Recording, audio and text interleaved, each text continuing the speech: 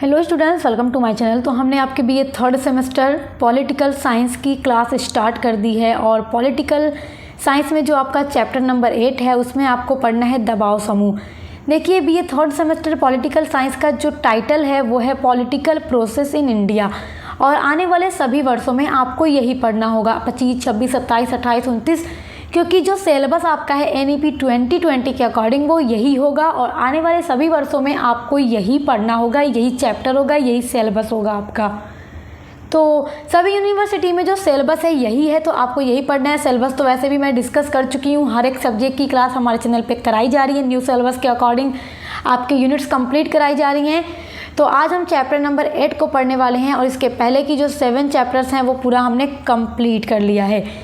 तो आपके chapter number 8 में पढ़ना है दबाव समूह क्या है, यानी प्रेशर ग्रुप क्या है। तो बड़ा इंपॉर्टेंट ये चैप्टर है और यहाँ से भी एग्जाम में वेरी शॉर्ट और लॉन्ग में क्वेश्चन आते हैं। तो चलिए बिना देर किए आज का ये वीडियो शुरू करते हैं। देखिए, दबाव समूह जिसको इंग्लिश में प्रेशर ग्रुप कहा जाता है, तो बहुत ध्यान से सुनिएगा। दबाव समूह को विभिन्न नामों से संबोधित किया जाता है, मतलब इसके अलग अलग नाम हैं, जैसे कि इसको हित समूह कहा जाता है यानी इंटरेस्ट ग्रुप, या इसको गैर कानूनी संगठन यानी कि प्राइवेट ऑर्गेनाइजेशन कहा जाता है, इसको लॉबीज कहा जाता है, या फिर इसको अनौपचारिक संगठन यानी इनफॉर्मल ग्रुप भी कहा जाता है, या फिर इसको गुट भी कहा जाता है। तो इत्यादि शब्दों का प्रयोग दबाव गुटों के लिए किया जाता रहा है, मतलब दबाव समूह के लिए इन सभी नाम का यूज़ किया गया है। दबाव समूह तथा अन्य संगठनों में अंतर बस इतना होता है कि सभी संगठन दबाव समूह नहीं होते। जो संगठन होते हैं उनका अंतर इतना है दबाव समूह से, बस इतना फ़र्क है कि जो सभी संगठन यानी जो ऑर्गेनाइजेशन होते हैं ज़रूरी नहीं है कि वो दबाव समूह ही हो, और ना हित समूह और दबाव समूह भी समान होते हैं। जो हित समूह है और दबाव समूह है ज़रूरी नहीं है कि वो भी सेम हो, एक जैसे हों। प्रत्येक देश और समाज में सैकड़ों हित समूह होते हैं, किंतु जब वे सत्ता को प्रभावित करने से राजनीतिक दृष्टि से सक्रिय हो जाते हैं तो उनको दबाव समूह कहा जाने लगता है। बड़े ध्यान से देखिएगा कि प्रत्येक समाज में या देश में सैकड़ों हित समूह होते हैं, लेकिन जब वही हित समूह सत्ता को प्रभावित करने के इरादे से राजनीतिक दृष्टि से एक्टिव हो जाते हैं तो फिर उनको दबाव समूह कहा जाने लगता है। व्यक्तियों के ऐसे समूहों को दबाव समूह कहा जाता है जो किसी कार्यक्रम के आधार पर निर्वाचकों को प्रभावित नहीं करते, लेकिन उनका संबंध विशेष मामलों से ज़रूर होता है, और ये राजनीतिक संगठन नहीं होते हैं और नहीं चुनाव में अपने प्रत्याशी खड़ा करते हैं। जैसे जो राजनीतिक दल होता है, आपने चैप्टर नंबर 6 में पढ़ा राजनीतिक दल के बारे में, तो आपने क्या पढ़ा, आपको मैं क्या पढ़ाई थी कि राजनीतिक दल के उम्मीदवार होते हैं, प्रत्याशी होते हैं जो चुनाव लड़ते हैं, इलेक्शन लड़ते हैं, सांसद या विधायक बनते हैं। तो ये जो संगठन होता है दबाव समूह, तो ये कोई राजनीतिक संगठन नहीं होता और न ही इसके कोई भी प्रत्याशी इलेक्शन लड़ते हैं, ठीक है। तो याद रखिएगा, तो ऐसे समूह को दबाव समूह कहा जाता है। तो अलग अलग स्कॉलर ने यानी विद्वानों ने इस पर डेफिनेशन भी दी है, तो डेफिनेशन के माध्यम से और अच्छे से समझने की कोशिश करते हैं। आइए, यहाँ पे देखिए एक डेफिनेशन है प्रोफेसर मदन गोपाल गुप्ता के अनुसार। ये लिखते हैं, डेफिनेशन लंबी है मगर आपका कॉन्सेप्ट क्लियर हो जाएगा। तो कॉन्सेप्ट क्लियर होना बहुत ज़रूरी है, क्योंकि एग्ज़ाम के लिए मैं बार बार कहती हूँ, जो पूरे आपके चैप्टर्स हैं, जो यूनिट्स होती हैं, आपकी जो 8 यूनिट्स होती हैं वो कई सारे चैप्टर्स में डिवाइड होती हैं। तो मैं चैप्टर्स के अकॉर्डिंग सब सब्जेक्ट की वीडियोस प्रोवाइड करती हूँ, तो आप अच्छे से पढ़ा कीजिए। 8 यूनिट आपके एग्जाम के लिए वेरी हेल्पफुल होंगी। ये लिखते हैं कि दबाव समूह वास्तव में एक ऐसा माध्यम होता है जिसके द्वारा सामान्य हित वाले व्यक्ति जो होते हैं वो सार्वजनिक मामलों को प्रभावित करने की पूरी कोशिश करते हैं, और इस अर्थ में ऐसा कोई भी सामाजिक समूह जो प्रशासनिक और विधायी दोनों ही प्रकार के, देखिए दोनों ही प्रकार के, प्रशासनिक हो या फिर विधायी हो, दोनों ही प्रकार के निर्णयकर्ताओं को सरकार पर नियंत्रण प्राप्त करने हेतु कोई प्रयत्न किए बिना ही प्रभावित करना चाहते हैं, तो वह समूह दबाव समूह कहलाता है। अब यहाँ से दूसरी डेफिनेशन देखेंगे। यहाँ से दूसरी डेफिनेशन है ओडिगार्ड के अनुसार। देखिए, ओडिगार्ड के अनुसार डेफिनेशन है कि दबाव समूह ऐसे लोगों का औपचारिक संगठन होता है जिनके एक या फिर अधिक सामान्य उद्देश्य होते हैं और स्वार्थ उद्देश्य होते हैं, और जो घटनाओं के क्रम को विशेष रूप से सार्वजनिक नीति के निर्माण और शासन को इसलिए प्रभावित करने का प्रयत्न यानी कोशिश करते हैं कि जो भी व्यक्ति हैं दबाव समूह के, वे अपने हितों की रक्षा कर सके और उनमें वृद्धि कर सके। तो ये उनका प्रयत्न रहता है, कोशिश रहती है। अगली डेफिनेशन देखेंगे माइनर विनर के अकॉर्डिंग। दबाव समूह से हमारा तात्पर्य शासकीय व्यवस्था के बाहर किसी ऐसे ऐच्छिक किंतु संगठित समूह से है। ये ऐच्छिक संगठन होता है जिसमें लोग होते हैं, संगठित होता है ये लोगों के समूह का, जो शासकीय अधिकारियों की नाजदगी अथवा नियुक्ति, सार्वजनिक नीति के निर्धारण एवं उसके प्रशासन और समझौता व्यवस्था को प्रभावित करने का प्रयास करता है। तो ये होता है दबाव समूह। तो अलग अलग विद्वानों ने जो डेफिनेशन दी है, आप चाहें तो स्क्रीनशॉट कर सकते हैं। आगे देखिए, यहाँ पे देखिए, वस्तुतः दबाव समूह एक ऐसा माध्यम होता है कि जिसके द्वारा जो सामान्य हित वाले व्यक्ति होते हैं वो सार्वजनिक जो मामले होते हैं उनको प्रभावित करने की कोशिश करते हैं।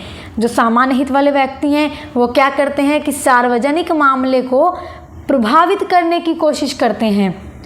इस अर्थ में ऐसा कोई भी सामाजिक समूह जो कि प्रशासनिक और संसदीय दोनों ही प्रकार के पदाधिकारियों को या फिर सरकार पर नियंत्रण प्राप्त करने हेतु कोई प्रयत्न किए बिना ही प्रभावित करना चाहता है, तो वो दबाव गुट की श्रेणी में आएगा, उसको दबाव समूह कहा जाएगा। और जो दबाव समूह होता है उसकी तुलना अज्ञात साम्राज्य से की जाती है कि क्या है, अज्ञात साम्राज्य है। जब इनके हित संकट में होते हैं, यानी कि दबाव समूह का जब हित जो होता है जब वो संकट में पड़ जाता है अथवा जब इन्हें कतिपय स्वार्थी की प्राप्ति करनी होती है, तब वो सक्रिय बन जाते हैं, अपने प्रयत्नों को करने की कोशिश करने लगते हैं, अपने हितों को पाने की कोशिश करने लगते हैं। अन्यथा वे हित समूह के रूप में निष्क्रिय ही बने रहते हैं। मतलब वो हित समूह के रूप में निष्क्रिय बने रहते हैं, लेकिन जब उनके अपने कोई हित होते हैं, उनकी पूर्ति करने के लिए, प्राप्ति करने के लिए वो एक्टिव हो जाते हैं, तो उनको दबाव समूह कहा जाने लगता है।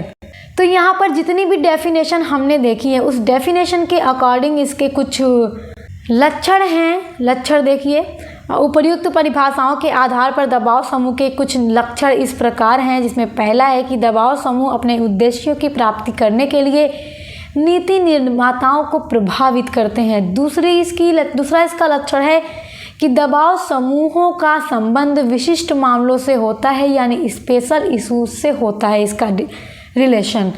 इसकी तीसरा लक्षण है कि ये राजनीतिक संगठन नहीं होता और न ही ये चुनाव में भाग लेता है। ये बात एकदम याद रख लीजिए कि ये चुनाव में भाग नहीं लेता, ये इलेक्शन नहीं लड़ता। ये जो संगठन होता है, ये जो दल होता है, ये इलेक्शन नहीं लड़ता, ये राजनीतिक संगठन नहीं होता और न ही ये इलेक्शन लड़ता है। ये बहुत इंपॉर्टेंट इसकी फीचर है, इसका कैरेक्टरिस्टिक्स है। इसका चौथा लक्षण है कि दबाव समूहों को अज्ञात साम्राज्य कहा जाता है, क्योंकि जब उसके हित खतरे में होते हैं तभी ये सक्रिय बन जाते हैं। याद रखिएगा, ये कब सक्रिय बनते हैं, जो इनके हित हैं, जब उनमें कोई संकट आ जाए, ये खतरा में इनका हित पड़ जाए, तो वो केवल और केवल तब एक्टिव बन जाते हैं। तो आई होप कि दबाव समूह क्या है आप समझ गए होंगे। आइए अब इसके महत्व को देखते हैं कि इसका महत्व क्या है। आइए अब देखते हैं कि दबाव समूह का क्या महत्व है। Growing importance of pressure group. देखिए, बड़ा इम्पॉर्टेंट है ये एग्ज़ाम के लिए। यहाँ पे मैं इम्पॉर्टेंट लिख देती हूँ ताकि आपको याद रहे, क्योंकि देखिए जो आपका दबाव समूह है, आपसे क्वेश्चन अगर लॉन्ग में पूछेगा तो आपसे पूछ देगा कि दबाव समूह का अर्थ लिखते हुए दबाव समूह के महत्वों का वर्णन कीजिए। तो यहाँ पे बहुत सारे महत्व जो मैं आपको बताऊँगी, आप पूरा स्क्रीनशॉट कर लीजिएगा और आपका एक लॉन्ग आंसर तैयार हो जाएगा। शॉर्ट में पूछना होगा तो आपसे पूछेगा कि दबाव समूह से आप क्या समझते हैं, या दबाव समूह को परिभाषित कीजिए। तो पीछे जो आपने अर्थ देखा है वो आप लिख दीजिएगा, या आपको एक डेफिनेशन जो आपको ईजी लगे वो याद कर लीजिएगा, क्योंकि डेफिनेशन पे अच्छे मार्क्स मिल जाते हैं।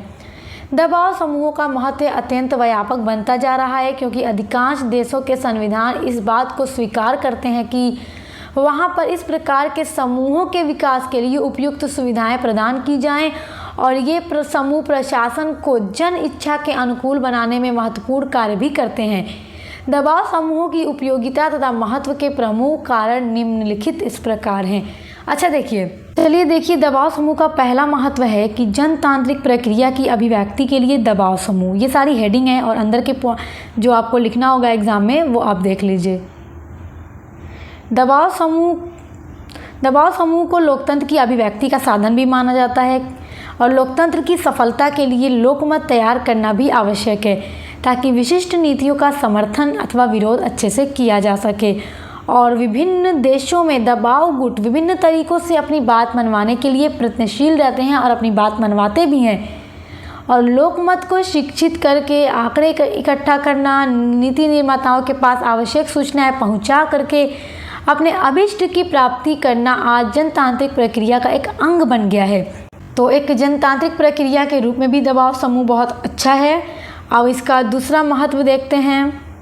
दूसरा महत्व है कि शासन के लिए सूचनाएं एकत्रित करने वाले संगठन के रूप में भी दबाव समूह काम करता है।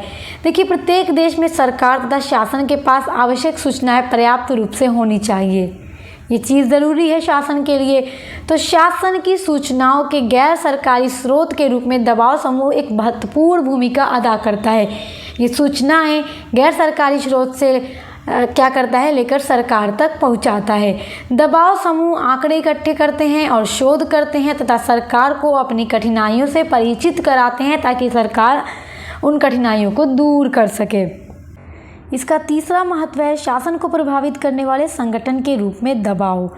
देखिए, आजकल दबाव समूह का जो अस्तित्व है एक ऐसी संस्था के रूप में हो गया है जिनके पास ऐसी शक्ति है कि वह अपने स्वार्थ या फिर अपने हित की रक्षा करने के लिए सरकारी मशीनरी पर उपयोगी व सफल प्रभाव डाल करके अपने हित या स्वार्थ की रक्षा कर सकते हैं। अब देखिए, चौथा इसका महत्व है कि शासन की निरंकुशता को भी सीमित करना। ये जो है शासन की निरंकुशता को भी सीमित करता है। ये प्रत्येक शासन जो व्यवस्था में केंद्रीकरण की प्रवृत्ति है वो लगातार बढ़ रही है और समूची जो शक्तियां हैं वो सरकार के हाथों में जा रही हैं, केंद्रित होती जा रही हैं। तो जो दबाव समूह है अपने साधनों के द्वारा निरंकुशता को परिसीमित करते हैं और शासन की निरंकुशता को भी सीमित कर देते हैं। पांचवा महत्व है समाज और शासन में संतुलन स्थापित करना भी इसका महत्व है।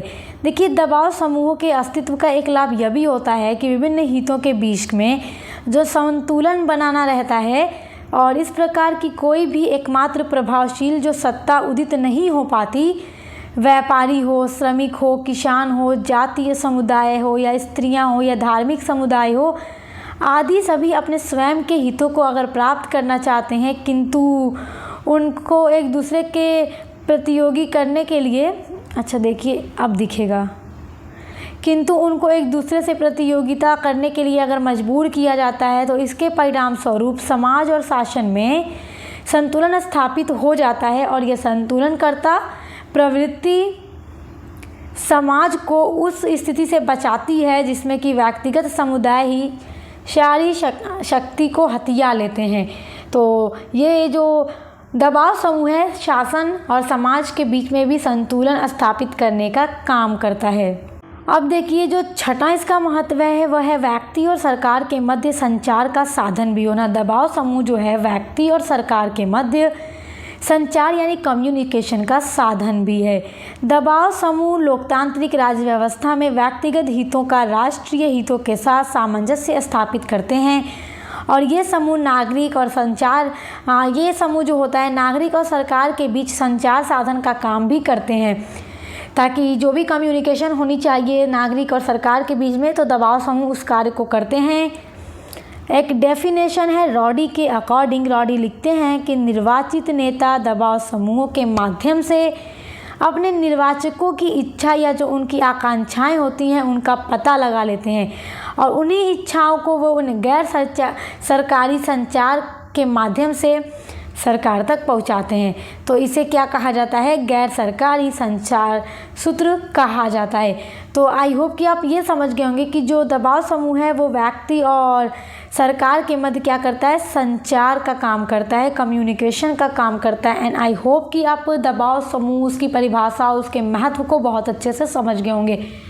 अगर आपसे एग्ज़ाम में दबाव समूह के उपयोगिता पूछेगा तो भी आपका आंसर यही होगा, दबाव समूह का महत्व पूछेगा तो भी आपका आंसर यही होगा।